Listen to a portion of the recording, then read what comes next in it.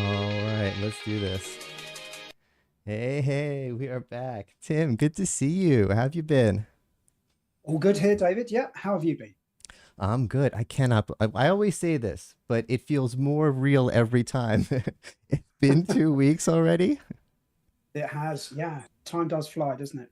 Unbelievable. Well, once again, we are using this new multi-streaming tool. In fact, me making the funny face up there is a tutorial on how to use it. But it is only a second stream trying this tool. So supposedly we are streaming live to LinkedIn, YouTube, and YouTube Shorts.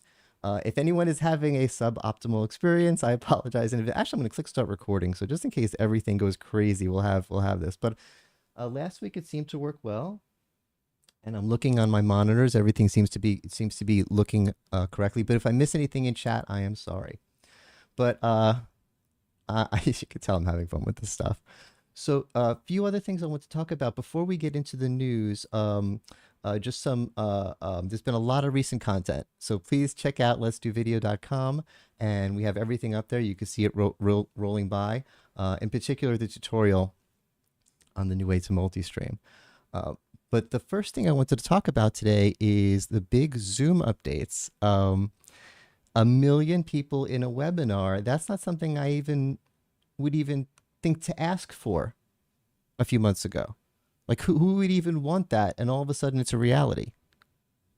It is absolutely incredible. I mean, yeah, I'm just trying to think the populations of some of the UK cities and even cities in the US. I mean, maybe there's an option there. Maybe public sector is a great area where you can go out and stream to 1 million people. It's really impressive. It just shows you the scalability of the platform. And I guess they wouldn't do it if there wasn't a use case there. Well, honestly, that's part of the story. And every once in a while, I'm going to look over here because, again, I'm suboptimal, so my chat is over there just to see if anyone's saying hi. But the story of how this happened is, I mean, I think it's kind of be like one of those history book stories, which is without going into specific political parties because everyone gets mad, but a political candidate um, or people supporting a political candidate wanted to have a very large webinar, an unprecedentedly large webinar. And my understanding is, or at least, maybe press kind of builds it up a little bit, that someone reached out to Eric himself and said, "Can you do this?" And he was like, "Yeah, we'll make it happen right away." And it wasn't like in weeks or days or whatever. They just kind of turned it on and it just happened and it worked. And when you think about it, Zoom has always been ready to scale infinitely. Look what happened with the pandemic. In 10 minutes, they went from having 30 million minutes a day to 300 million minutes a day of. So, so I talked to Leo at Zoom today about this, and he said, actually, we didn't have to build a product. We were able to do that. The only thing we had to do was put something on the website to figure out how to sell it, how to market it, because we're like, oh, you want this? Sure, we could turn this on. It's just amazing. Well, I think the other thing to bear in mind, it's not only the million viewers, it's the 1,000 video panelists that you can invite as well. So for me, that's equally as impressive in that you could have 1,000 people lined up as part of your event and bring them in as and when you want to. So goodness knows what it'd be like to moderate all of that, but to have that ability is phenomenal. And I do know that Zoom do a great job of moderating. We spoke a lot about Sam and the way in which Zoom are able to host digital or hybrid events for analyst communities and things like Zoomtopia. Um, but yeah, I think that this is very impressive. And I think this is a great opportunity for AV professionals to add another string to their bow. I could imagine them doing a lot of very big corporate events, hybrid events. It seems to me like we're only really scraping the surface of the opportunity here.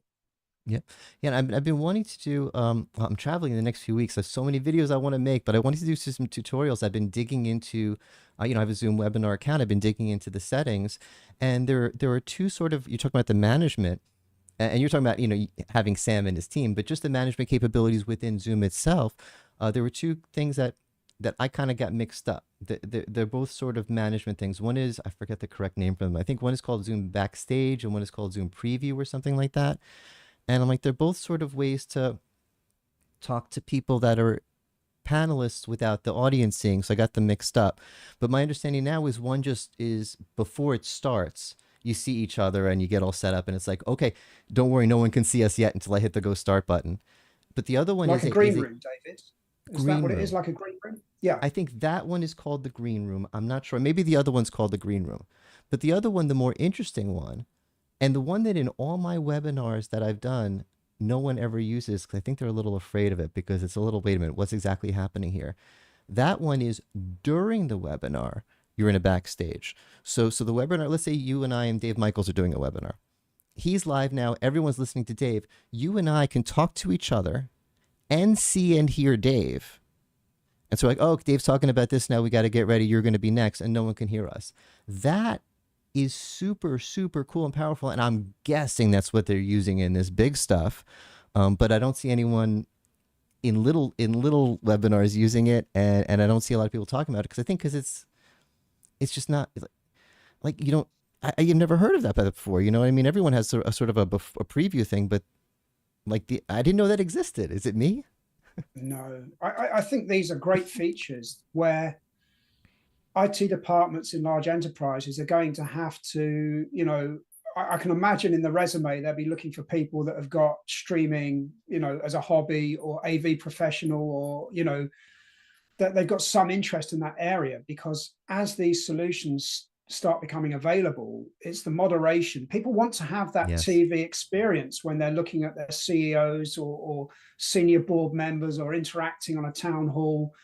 You want to have that great employee experience. And I think we're going to have to, look for new skills in an IT department or in a marketing department to accommodate it.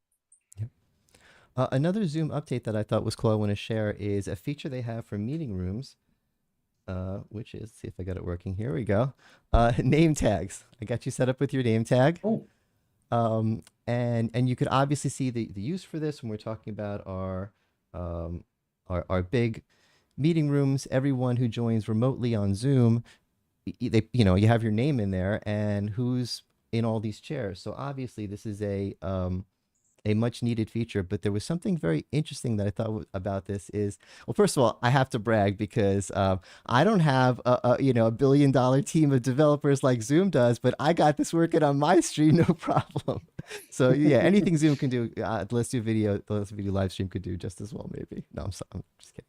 But what I thought was interesting when I showed this to Zoom, my contact at Zoom said, you can't do that when I popped his name up there. Like, what do you mean? I just did it. I popped your name up there. He says, I didn't give you permission. And I said, so? And he said, well, it's part of this feature that someone has to give permission before their name could be put up there because that's the way Zoom is. And I'm like, I see. So, okay, you're worried that someone is going to walk into a room and look in the screen and see their name and say, hey, how are you getting all my information and stuff? And he's like, we respect that. It's really part of Zoom. To the point that maybe this is a rumor. My understanding is when this feature was first shown to Eric himself, the first thing he said was with permission, right? So they have a history of being attacked in the press for anything having to do with privacy. So I think it's really become part of their culture. So there's just two stories here. absolutely. There's the feature and there's the privacy thing. Yeah, I think it's phenomenal to see these capabilities rolling out so quickly. I guess the issue from an analyst perspective is the marketing. How are we going to, if I was Zoom, how are we going to get this message out? I really think that they could do a really great job in terms of a bit more show and tell, a few more videos of this is what you can do, or hey, we're Zoom. You remember us from the days of the pandemic, but did you know we do this, and this, and this? It, Um, it's more of a marketing branding exercise, I think, to sort of show the depth of the portfolio now. it's the challenge is beyond now. In this stream, I don't have time to talk about the things that I want to talk about Zoom. I have been living in Zoom Docs, and I have a lot to say about it, especially about the AI companion part of it. It's you can't talk about Zoom Docs without, at least the way I'm using it. And I'm worried that people might be using it wrong. I want to make some videos to show the world. This is how I'm using it. It's working for me because this is very new. But we don't have time today. But yeah, I've been living in Zoom Docs and also in Copilot for Windows and ChatGPT. I can't live without the stuff anymore. But I would think you'd need a marketing team of millions just to talk about Zoom Docs alone. So yeah, they definitely have a lot going on. Um, Yeah. that Yeah. leads into our I next. I'm sorry. Go ahead. so I was just going to say, one thing I do like about the approach that Zoom have got, which is very different from Microsoft, is that Microsoft see that Teams is a hub where people go to do work. I see Zoom's portfolio as a way of allowing me to decide what my workflow is going to be and use the tool that's right for me rather than being forced into a hub, another app that's going to be front and center stage of my PC. So I think there's two fundamental differences in approach there. So yeah, I'm looking forward to exploring more around Zoom Docs and hearing more at Zoomtopia. Yeah. Oh, I want to go into the next topic, but you just brought up something that I didn't consider and is so interesting. They are going in opposite directions because um, Microsoft just announced that they're going to merge your work and your personal Teams accounts.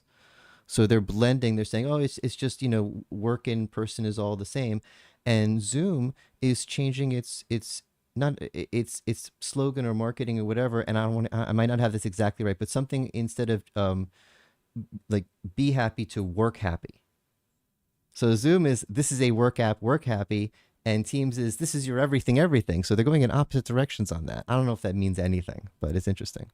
Yeah, the other thing that is happening with Teams is I looked at the feature roadmap and they're creating almost like a personal portal where you can go to see all of your notifications across the hundreds of different channels you've got. So the old phrase, if you can't fix it, feature it. It feels Mm. like there's going to be a feature that is the Uber portal for you to see where you've been at mentioned across the multiple different sorts of channels you've got. So it's going to be interesting, and I can see these two different approaches splitting off. And I know which one I prefer from a user experience perspective, but it's very difficult Mm. to persuade the IT department to do anything differently about it. Yeah, we are. We are. It's not grassroots anymore. For a while, we had that. It was we're using Slack. Okay, if you want to use Slack, use Slack. But I think the IT departments have taken over again. All the tools are usable now, though. But Indeed. what you're saying about marketing leads into our next topic. Is there's a video up in the rotation I did with Dave Michaels, talking about the state of he hates the word hybrid digital events. But what you think of as hybrid events, where you get a good experience whether you go or not, whatever you want to call it. And it was really funny because I was super negative and he was mildly positive, which anyone who knows us, even he couldn't get over it. He's like, he's like, David, you're being so negative. But I'm not to spend too much time on it because the video's there. But we've talked about this before. I'm frustrated because the tools are so good. If it was like this problem can't be solved, David, live with it. I've learned to live with a lot of problems in my life like that. But I've experienced some amazing, wonderful digital events enough to show me that this can be done. And it just seems like, to me, everyone's like, okay, that's nice. We're going back to doing it the old bad way. And Dave Michael's like, no, no, no, David, it's happening. Relax. It's just taking longer than you think it is. So it was but we went deep. It was a good discussion. Um, should we go on? Let's go on to the next topic. I feel kind of bad because again, me being so negative, I saw an article about improving the quality of your Google Meet video meetings. And it was a very good article by very well written, like 5 or 6 tips and tips that in general would work to improve your experience on any video platform. Really good stuff. But I was thinking as a writer, when I write an article, although I mostly do videos now, I'm looking for a title that I think will get clicks. And I don't think if I wrote an article saying how to improve the video quality of your Zoom meeting or WebEx meeting or Teams meeting, it would get a lot of clicks because I don't think that's what people's problems are with those products. So the fact that someone thought, and I don't blame them for thinking that an article titled "Fix Your Problems with Google Quality" will get clicks. But the thing is, I've been hearing that it's been getting better, and it's unfair, and it's just a perception thing. So what do you think? I think that a marketing department somewhere has decided we need content and we're going to look at search engine optimization. And the best thing we need to do is 5 tips or 3 tips or 3 things you didn't know about, because that's the best way to game the SEO engine. So you're right at the top of Google search. if you're having to write tips on how to get the best out of your solution, I would suggest that your solution isn't optimized right from the get-go. It's like saying three tips to improve your driving experience, or 5 tips. I don't know. I would hope that I could get into a car and I'd have a good ride without me having to sort of change settings on a car. I it should be out of the box. It should be a great experience. I would hope that people would know, you know, make sure you're framed nicely in video, or make sure you've got adequate lighting, or make sure you've got a certified device, or a good audio device. I'm hoping it didn't go into that level of detail, because that's pretty much a given. But I'm with you. I don't feel that, if you're having to explain how to get the best out of something, then I would suggest that it hasn't been designed for the best user experience in the first place. Yeah, it's if I saw an article saying top 10 tips for having a comfortable drive in your Honda, and I don't see any articles about top 10 tips for a comfortable drive in your Toyota, I'm thinking the Toyota's probably just a comfortable ride. Doesn't need the Absolutely. tips. Yeah. So I feel like I'm being mean to Google, but it's out there. But I have to say, I do use Google Meet because the way the world is now, you don't just, it's not like I have Sprint on my phone, call me on Sprint. I have every app and it's whoever I meet with. And for some reason, my mom is now on Google Meet. So that's what I call her on. And it has been, at least on the phone. I don't do a lot of it on the desktop. The experience has been fine. Not Yeah, flawless, not flawless like yeah, some products are, but yeah. fine. I remember seeing Google Meet, or meeting with Google at Enterprise Connect, and having really good sort of experiences there and demos there. But unfortunately, as an analyst, I don't seem to get involved with a lot of Google Meet conference calls or events. And I do wonder whether or not it's because perhaps Google's very well known in public sector, or very well known in education, and maybe that's because I don't have a great deal of interaction with those sorts of industries. Perhaps that's more along the lines as to why I'm not using it that much. So I'm getting too old. I'm like, I'm starting to not care what I say. I'm like, I'm could it be that their analyst relations department is not doing a good job?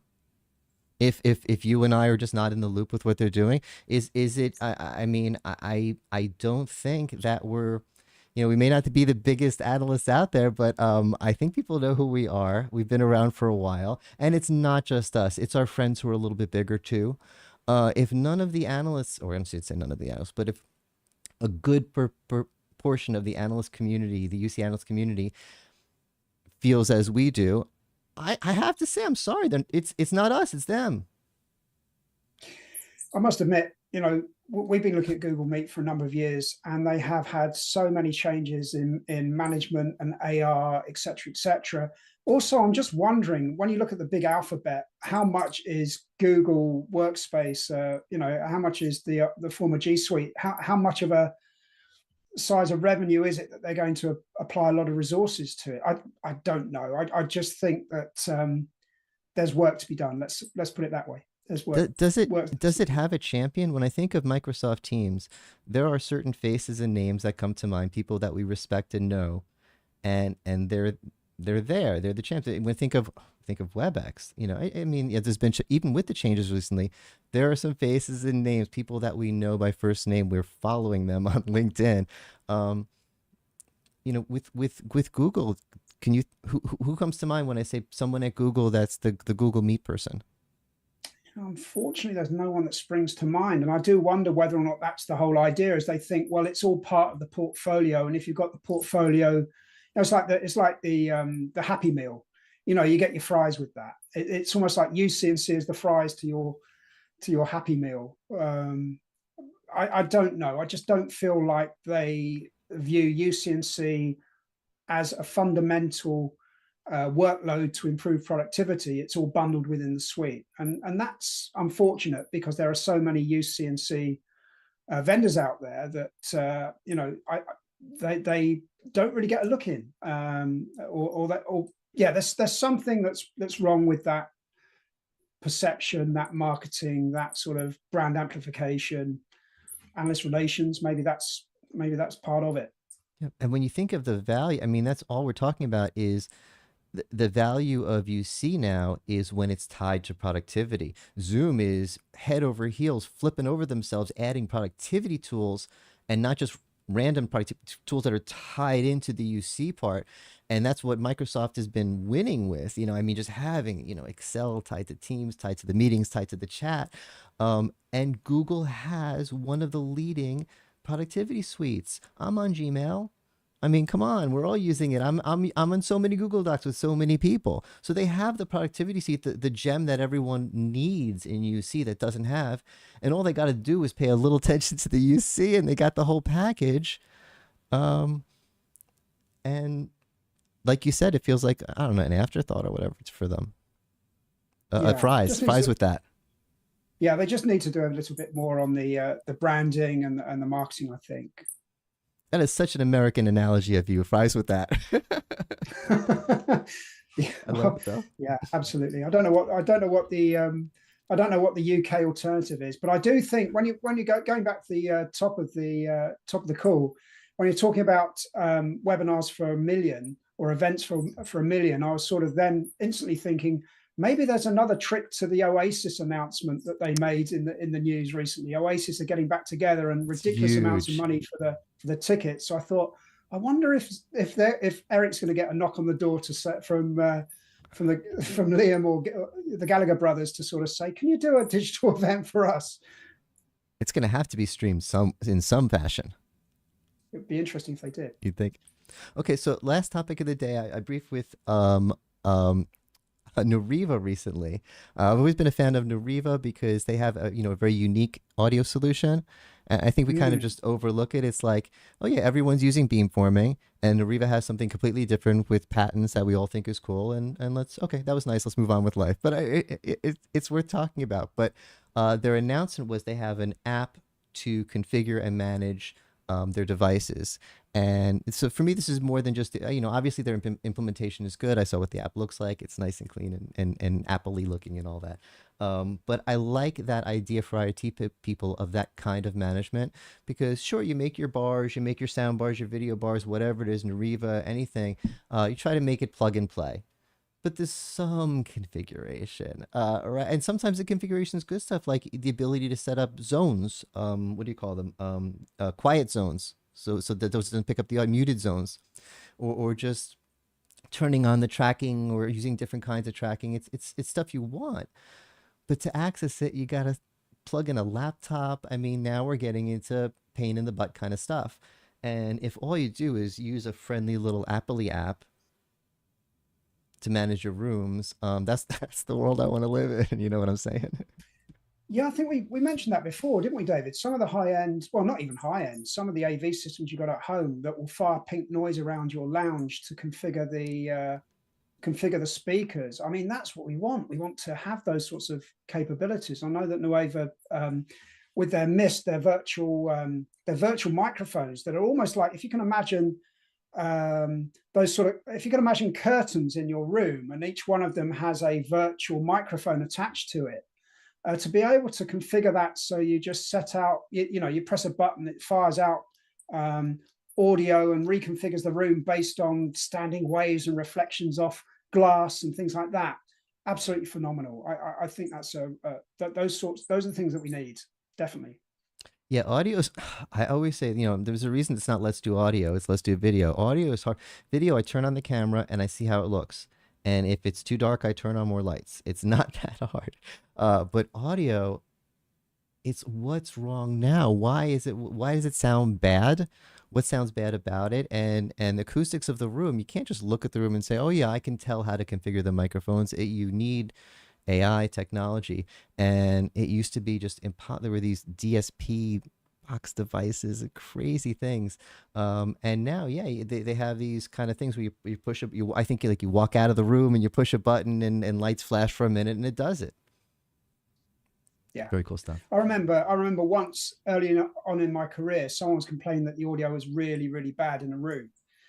And these architects, they design meeting rooms, they look beautiful, glass everywhere, chrome, lots and lots of reflections in there. And this person was sort of saying, well, how much is it going to cost me to equip this with really good audio? And I said, well, can't you just put a pair of curtains on and put a pair of curtains at the back of the room so it doesn't reflect off the glass. They did it. It didn't cost a great deal of money, but it's those sorts of those sorts of things. You can't live with bad audio. It's the lowest common denominator in terms of a meeting.